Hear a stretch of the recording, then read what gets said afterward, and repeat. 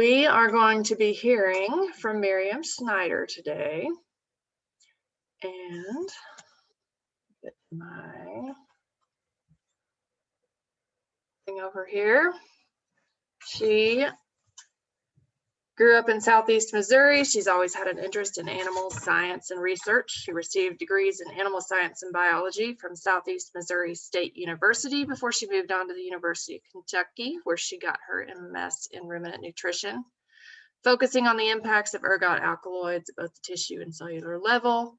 Took a research internship at the University of Alberta, focusing on calf nutrition and rumen development. She's currently a PhD candidate at the University of Vermont in the Department of Animal and Veterinary Services. She currently serves as the graduate student representative and social media editor for the American Registry of Professional Animal Scientists and their affiliate journal, the Applied Animal Science. It's an organization that provides certification to animal scientists and affiliates through exams and continuing education. This certification provides credibility and credentials for animal scientists that can be beneficial in settings involving public policy, legal and industry groups, and legislation. She's going to talk to us today about professional certifications and continuing education.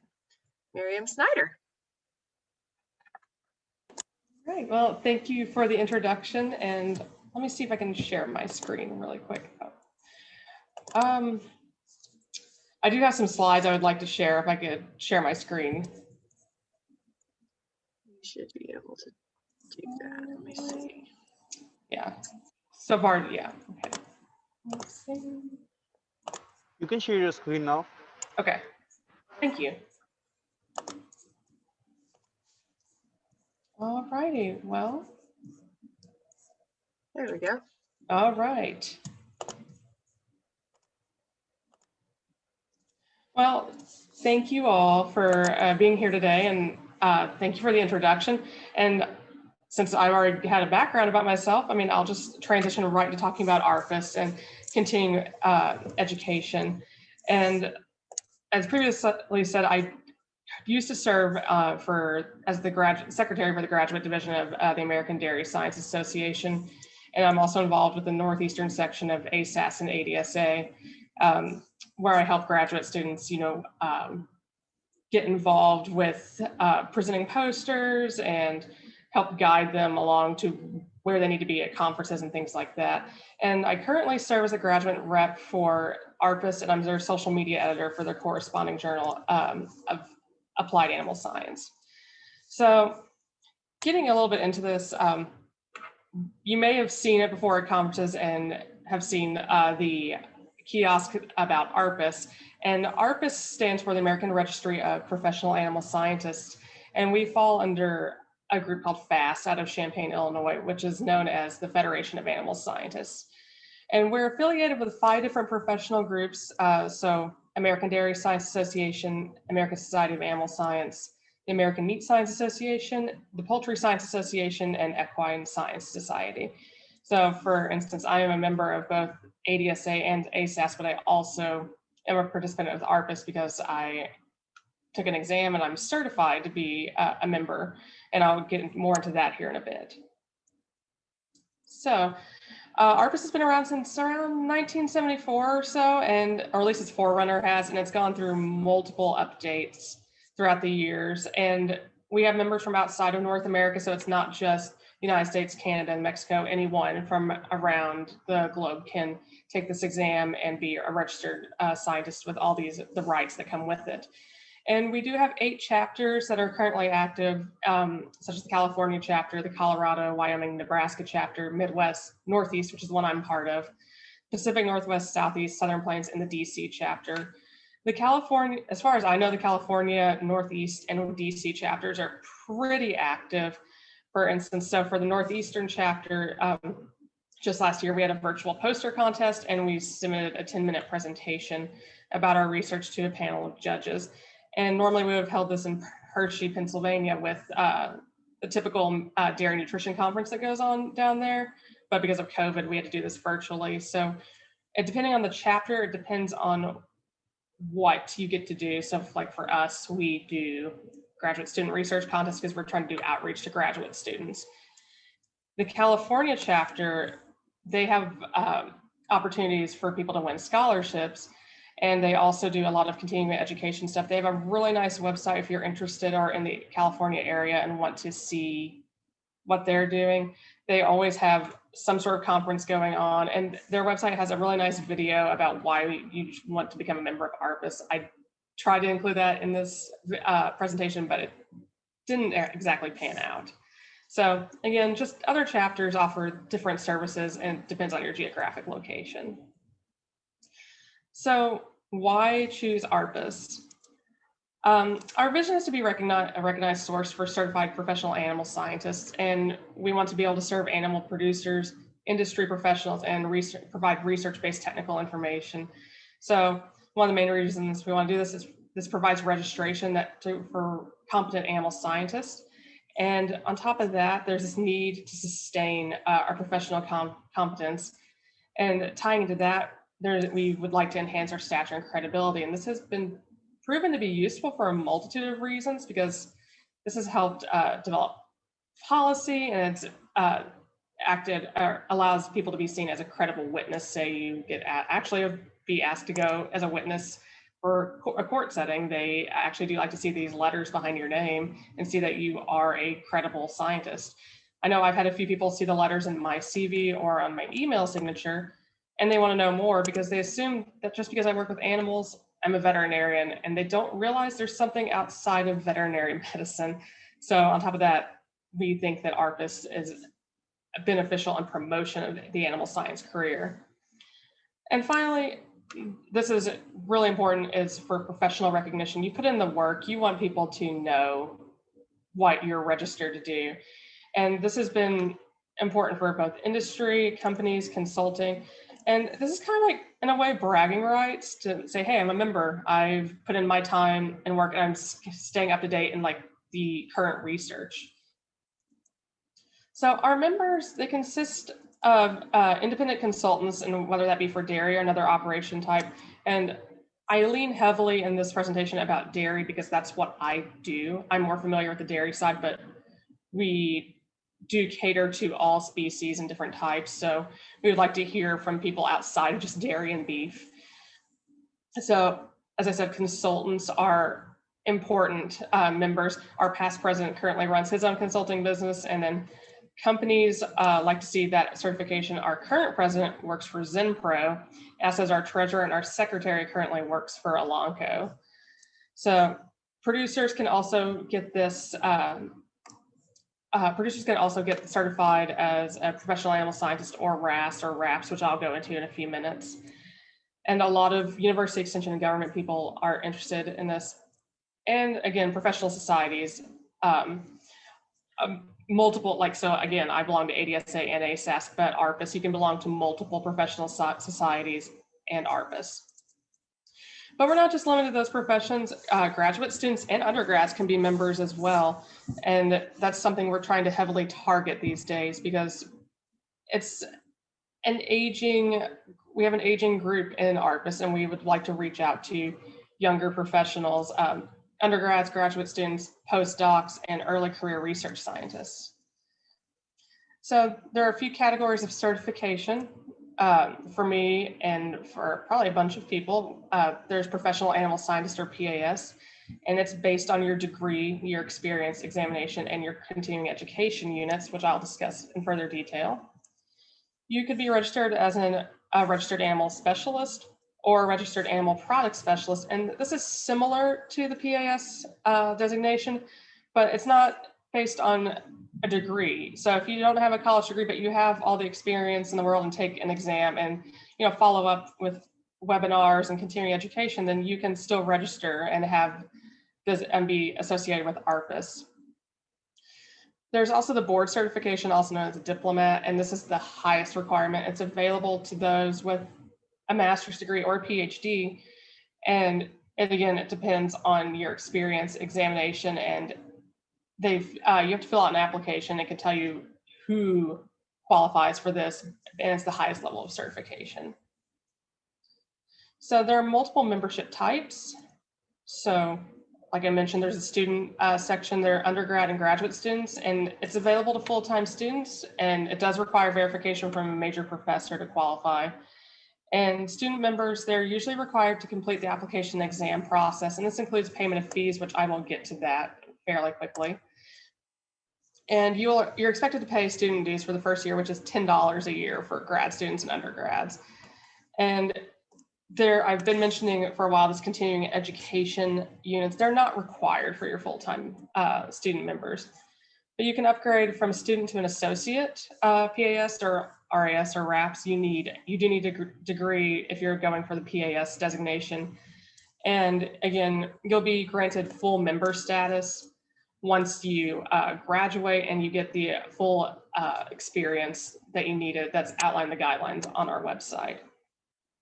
And for the RAS or RAPS specialist, you need 2 years of experience and it has to be in a related area of specialization or species.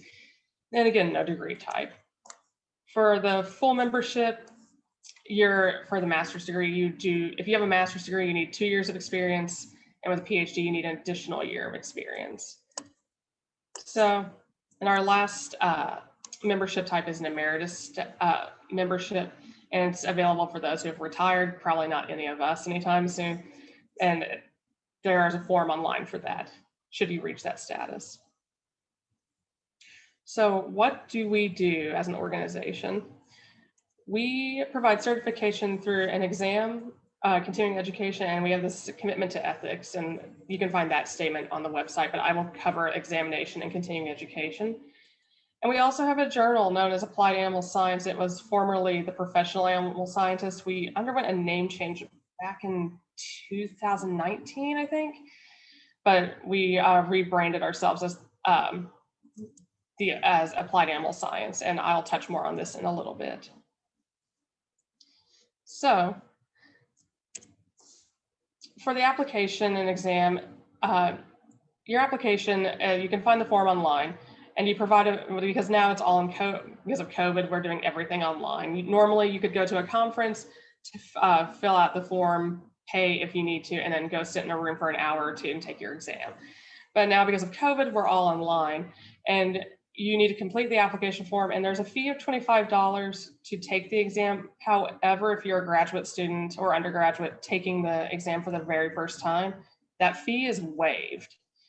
And so you'll need to register 3 days before a scheduled exam. I do have a schedule of exams I will pop up here in a bit. And like I said, there were paper forms, but now that we're electronic, it's a proctored form it's a proctored exam you take online. You use a computer and a phone so someone from the main office can watch you.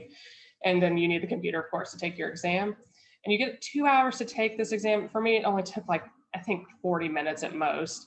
And it's multiple choice format. I think you need a 70% to pass it. And you know automatically now, that's the nice thing about the electronic exam, you know automatically now if you're going to pass or fail. And you can retake for free after 30 days, although you have to retake it within 90 days of the original test date. So there are multiple areas of examination that includes your beef and dairy, goats, poultry, sheep, swine, your lab animals, equine, and companion animals. And there, like I said, there's numerous species. You can also take it in aquaculture, feed management, meat science, dairy product science, and poultry products.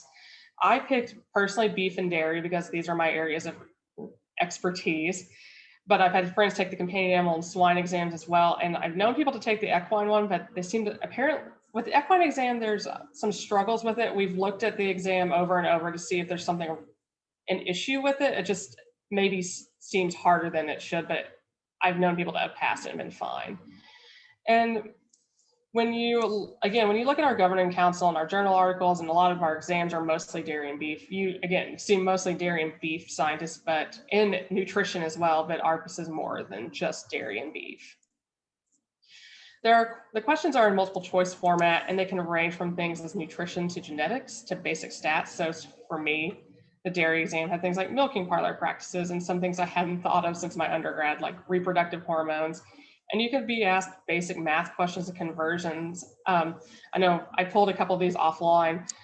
That for dairy, they can ask things like, oh, what's bloat essentially, or what do you add to swine diets? You know, that's port availability. They even ask stats questions. So brush up on stats if you're uncomfortable with that. They're pretty basic. It's not asking you to like, here, calculate a diet based off of this or anything like that, or solve this huge statistical problem. It's all multiple choice and it's meant for you to be done within 2 hours. There's also something further, and I think we're still doing this. It's board certification provided by the American College of Animal Sciences. And it's for specific disciplines in the College of Animal Science, and that includes animal behavior, food science, your breeding and genetics, nutrition, physiology, and welfare science. So again, a reminder, if you are interested, fees for this are waived for the first exam for graduate students. And if you're interested, you can contact me or the main office, which I have at the end of this presentation, I have contact information. And again, it's proctored via Zoom. And the next 3 exams are April 13th, May 13th, and June 15th. Although with the ADSA and ASAS coming up in July, if you're going to either of those, they may be offered in person as well. So I just touched on examination, then we'll move into continuing education. So ARPAS, we review programs and approve events that qualify for continuing education units or CEUs. And this can be webinars, conferences, or professional development workshops. 16 credits are required annually to ensure members stay current in their field. But as a graduate student or undergrad, you don't have to worry about that until you transition to a full member. And some of these are really great, like you only have access to as an ARPAS member. So back in early January, we did a new advances in dairy efficiency webinar. It was meant to take place last summer in conjunction with ASAS, but again, we couldn't meet because of COVID. So we moved it around to January, and we had this link available only to ARPAS members and ADSA members, and the link was available on both websites for a limited time. So sometimes you just get access to things that other people aren't going to get access to. But other times, it's nice we do certify things that you don't need to pay for or be a member of. So the University of Wisconsin offers a really nice series of Badger Dairy Insights, and they're worth at least 1 or 2 CEUs. And I do encourage you to explore the website so you can see upcoming events, because generally, except for our symposium, these are generally free for people to register and view. So right now, this is what we have coming up. So we have a herd health and nutrition conference coming up through Cornell. And then we have webinars through the AMTS, the nutritionists that are coming up. And then we also have like designing grazing systems and the Tri-State Dairy Nutrition conferences coming up. This is not an inclusive list. We also have things relating to like poultry and swine coming up. So I mentioned briefly about the journal Applied Animal Scientist, or Applied Animal Science, and it was formerly the Professional Animal Scientist. And yeah, we underwent a name change and remarketed ourselves. We have a site score of 1.3, but we're still too new to have an impact factor. So next year we should have that. And we work hand in hand with Elsevier, and you can read view or read our press releases on our social media pages. And if you publish with AAS and have a Twitter or an Instagram, let us know and we can give you a shout out and tag you and promote your work and research. There are multiple sections for AAS, and we recently had a call for papers related to dairy feed efficiency. And we're looking at launching 2 more journal campaigns later on this year. And our sections include everything from extension and teaching and food science all the way to physiology, nutrition, and sustainability. So there's a place for anything here, and that it could be from dairy to equine, poultry, forages, and feeds. So there is a spot for anybody. So this is my main job, is I do social media outreach, and we do have an Instagram page, Twitter, 2 Facebook pages, and a LinkedIn, so come find us. And this is an attempt to reach, I guess, a younger audience. We're looking, again, for grad students, postdocs, and early career researchers who'd be interested in even doing takeovers. So basically, we would send you our login credentials, and you could take over for a day, a week, whatever you want. And you could highlight your research, publications, interesting things about yourself, or what it's like to be an animal scientist, like a day in the life of an animal scientist. And if you don't even want to do that, but have a publication or award that you received and you want it featured, send it to me through email, or a direct message on Twitter or Instagram, because they come to my phone day and night. So I'm usually pretty on top of things. So values to you. You will have access to applied animal science. Normally you have to pay to view it, or if you don't have a subscription through your university library, but you do get access for your $10 fees a year for applied animal science. And with that, it helps you stay current in your field, whether that be through the journal or attending continuing education webinars, conferences. And it kind of provides assurance that to those that you serve that you're getting advice from a professional who keeps up to date. And this proactively positions animal scientists for a long time when some form of licensing may be required to practice certain sciences. And again, this provides a readily available pool of credentialed animal scientists. And this helps with recognition of your abilities and knowledge to others. And again, with policy and international affairs, it's been really useful. So you also learn basically from your continuing education how to apply relevant cutting edge techniques to real world problems. But for me, the biggest one has been networking. The networking side of things has proven really invaluable to me. And so for me, I know I sometimes get stuck in a rut and I see the same people all the time because we all work in the same species or in the same field. And ARPAS has helped me meet some pretty influential scientists both in and out of my field. I've met people I probably would have never talked to otherwise because we're not at the same meetings. So it could be beneficial in forming new collaborations with people that you didn't even think you'd ever meet. So moving forward, kind of to reiterate what I was saying, we are looking to form a graduate student and young researcher division. So from ADSA, we have a graduate student division. I'm certain that there's one for the Poultry Science Association as well. I'm not entirely familiar with it, but we're looking for a younger voice and representation to the Grand Council or the Governing Council. And we're looking preferably for graduate students, postdocs, or researchers from each animal and product category, because we don't want just dairy and beef, they're great, but we hear a lot from them too. We want full representation of everybody.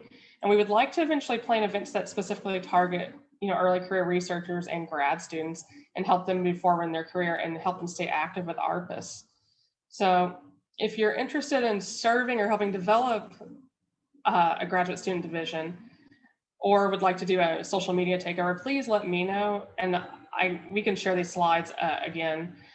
Or contact me or contact Brittany Morstatter. She is our fantastic administrative person over at ARPAS over in Illinois, and she'd be more than happy to help as well. And so with that, I'll take any questions. I had a video from the California chapter of ARPAS I wanted to show you, but it didn't work, so you get a video 2 summers ago, some of my jerseys grazing.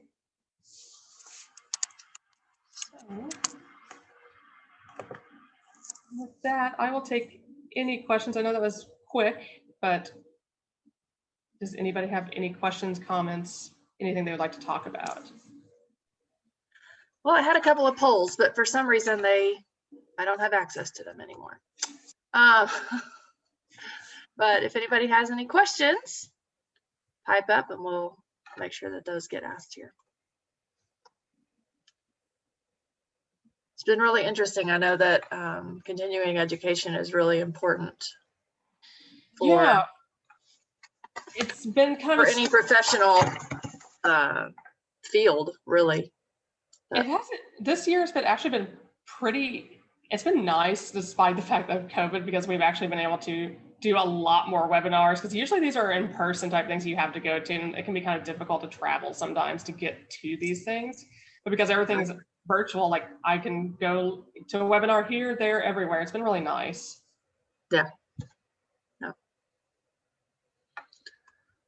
Okay, well, I don't know what happened to my polls, but it looks like I haven't had any questions yet. If you have a question, you can unmute and speak up. Give you just a couple of minutes here. Bernard asks if you can share the website. Yeah, definitely. Hold on, let me see if I can pull it out of the middle of nowhere.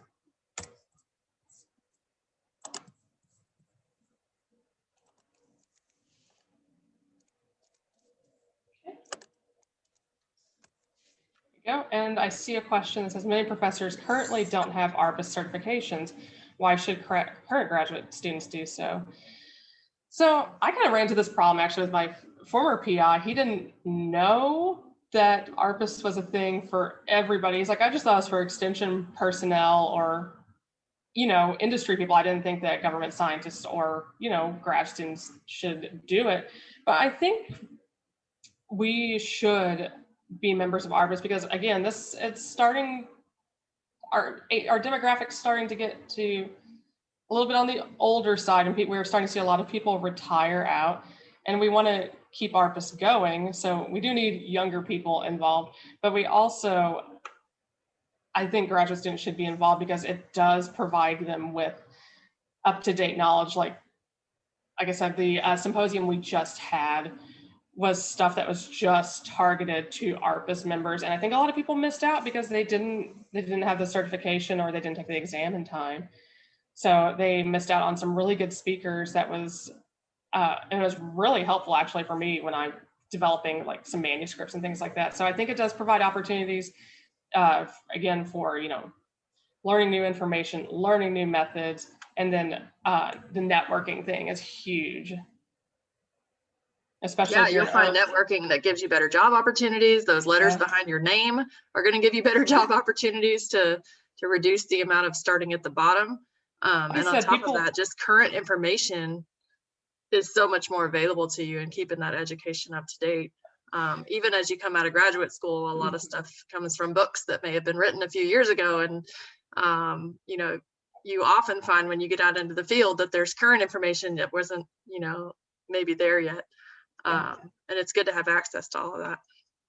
So, and people do, like I said, they ask about the letters because I include them. Like I earned it, I'm proud of it. I include it on my CV, and they ask like, "Oh, I just thought you were a veterinarian." I'm like, not necessarily the case. I mean, it does help promote your career, and it helps. Like I've gone and talked to not just undergrads, but I've gone and talked to elementary school age kids, and it's helped promote the fact that you don't have to just go into vet school, which is great, but you can go and you can work in swine production. You could go do poultry stuff. You don't have to just go into medicine. You can do anything related to animal science.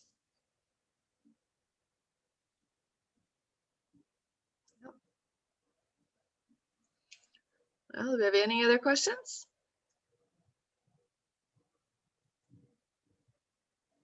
I think Miriam has shared some really valuable information and something we should all be looking into. And I thank you for your time, Miriam. Yeah, thank you. I'm sorry if it was too short. I can share my slides if people would like to see them or like a copy of them. Okay. We can put a connection to that out there. So I can take care of that for us. All right. And yeah, everybody remember the scholarship opportunity that we've got for college and careers. If you haven't gotten the email on that, let us know. Reach out to us. Might be in your spam folder because everything's coming from a new email address this month. So yeah,